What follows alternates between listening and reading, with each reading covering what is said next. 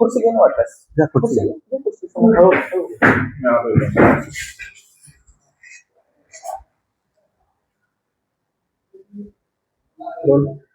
Sir, आपण एका अवैध वाळूच्या प्रकरणी एक कारवाई करत ट्रॅक्टर आणि जेसीबी जप्त केलं होतं आणि न्यायालयाच्या आदेशानंतर यामधील जेसीबी सुद्धा त्यानंतर आरोपींनी जे आहे तर पोलीस स्टेशन बाहेर हे जेसीबी येताना एक रील बनवून व्हॉट्सअपवर अपलोड केली होती. या प्रकरणी आपण आरोपीवर काय कारवाई केलेली आहे आणि पोलिसांविरोधात प्रक्षोभक त्याने त्या रीलमध्ये स्टेटसमध्ये भाषा वापरल्याचं समोर आलेलं आहे. काय कारवाई केलेली आरोपीवर आणि काय संदेश असेल यानंतर पोलिसांविरोधात अशा प्रकारची भाषा वापरण्यासाठी? पोलीस स्टेशन जाफराबाद मध्ये दिनांक 16 एप्रिल रोजी आरोपी परमेश्वर रानोजी बकाल आणि कैलास रानोजी बकाल हे अवैधरित्या वाळूची वाहतूक करत असताना जेसीबी आणि ट्रॅक्टरसह मिळून आलेले होते. त्यामुळे त्यांच्यावर महाराष्ट्र न्यायसंहिता आणि भारतीय न्यायसंहिता 303(2) आणि 3(5) अन्वये गुन्हा दाखल होता. या गुन्ह्यामध्ये त्यांचं ट्रॅक्टर आणि जेसीबी पोलिसांनी जप्त केलेलं होतं. हे जप्त केलेलं जेसीबी आणि ट्रॅक्टर त्यांनी न्यायालयाच्या आदेशाने सोडून घेतलं होतं.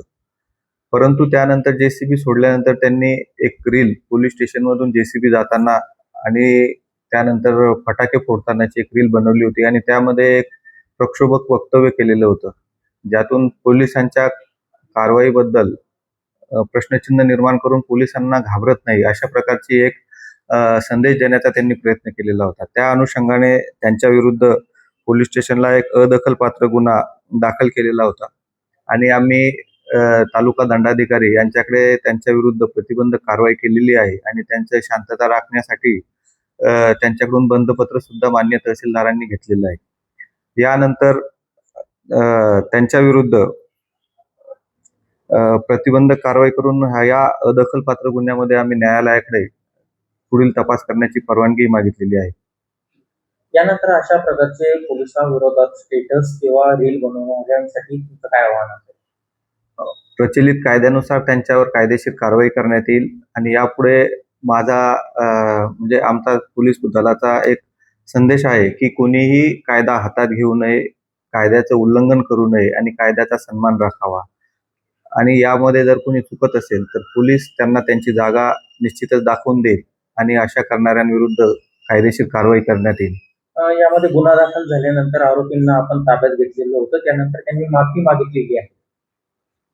एक माफीचा व्हिडिओ सुद्धा त्यांच्या समोर आलेला आहे.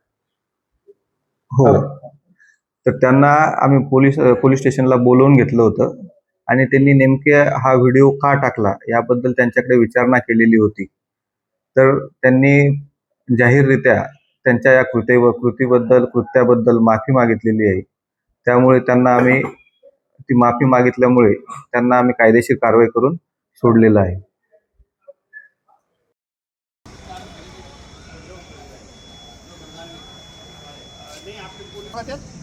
नहीं सर.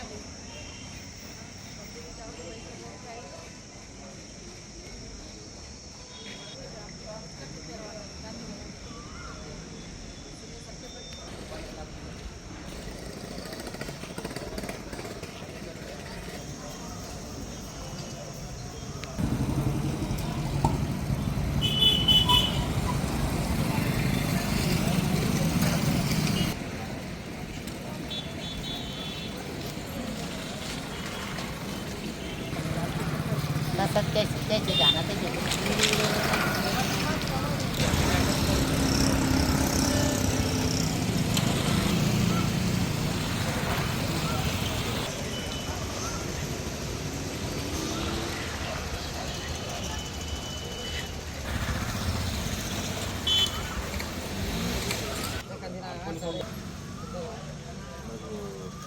बोले